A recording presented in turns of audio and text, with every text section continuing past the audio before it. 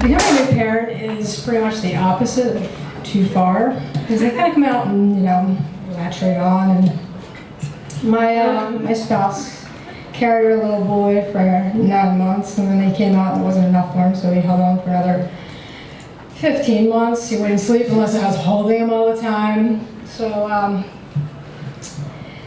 being a new parent is a really wonderful and awesome experience. As any parent pretty much knows, but it has its moments of overwhelm, and I don't really believe any parent that won't admit at some points and fantasizing about running away.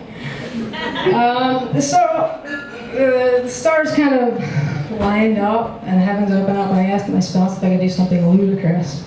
I said, can I go to an island for a week alone for a writer's retreat? Retreat is the key word here.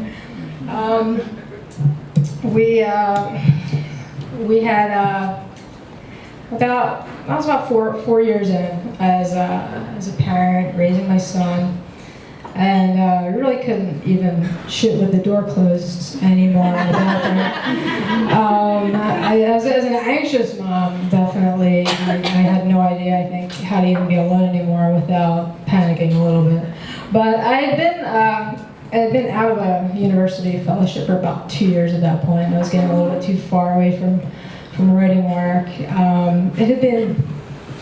It had been way too long since I'd really felt the harsh burn of criticism, and I really was forgetting what it was like to be rejected, and that's not good for writers because you really need to be able to take that.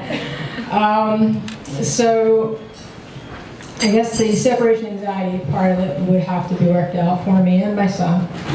With blessings, I registered for the workshop and prepared to throw myself to the wolves.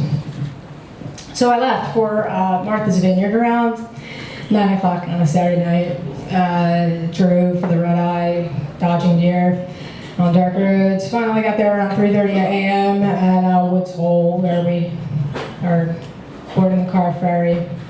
I was a little early, but normally would have to wait until about 5 for the gates to open, but a carnival contingent was heading to the island for the agricultural fair. So I was holding it for about 4 states at that point. Every restaurant was closed that I passed, so I sprinted to the most terrifyingly isolated and dark porta potty I'd ever seen in my life, ran back to the car, and was the last to roll onto the tipsy floating skateboard. It was an old dingy commerce ferry, much different from the island home posh steamship I had booked several weeks before. This one will get me on the island a little sooner. And parked the car starboard and headed up. Started walking past folded up, inverted tilt-a-whirls and flitzers and stacked up bumper cars, shuttered funnel cake stands and a variety of produce trucks. And being a stay-at-home mom away from home, kind of running away from home, was enough of a mindfuck without this wonky dream scenario. We shipped off into this sleeplessly surreal dawn and headed in. I was already feeling insecure about kind of not fitting in with the Lululemon types and the Kennedy types of the vineyard, but now I was rolling in with the carnies. At least the guy who was deboarding the cars at the ferry terminal in Vineyard Haven was nice enough to ask, "You're not with them, are you?" Although I was thinking to myself, "Thank you for saying that, sir, but I totally am." It was about, let's see, I had 5 hours till check-in time, so the speed version is I tried to sleep on the beach because I was really tired and really starting to get delirious. And I popped down a beach chair, sat there, and wondered whether it looked exactly like what it was. Someone who was trying to sleep on the beach because they had nowhere to go. And a beach bug bit me, shooed me off its turf. So I ran back to the car and decided to drop the pretense and just sleep in the car like the transient I was.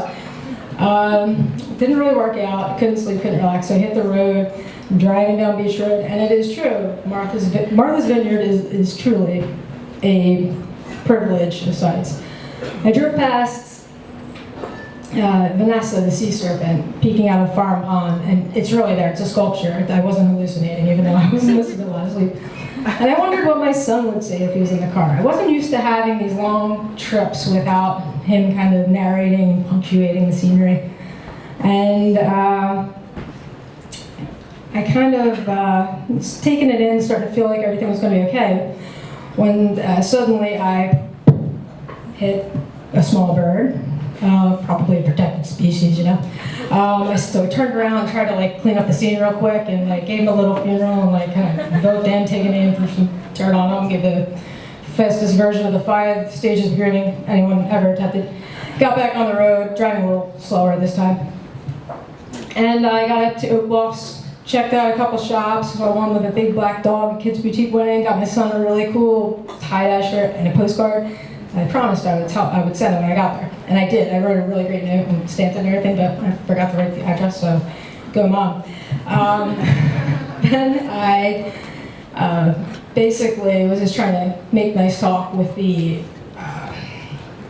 shopkeeper. She was very nice, but you know, at this point I'm like slurring my syllables and trying to maintain crisp communication. I'm pretty sure she thought I was on drugs because she never walked out from behind the cash wrap. She probably had like a finger on the, you know, panic button. And finally she took me off to a luncheonette. I went down and pretty much, like every writer fears, but I was becoming the cliche. I sat down, and whether in Martha's Vineyard or at home, what I really needed was a cup of coffee. Thank you.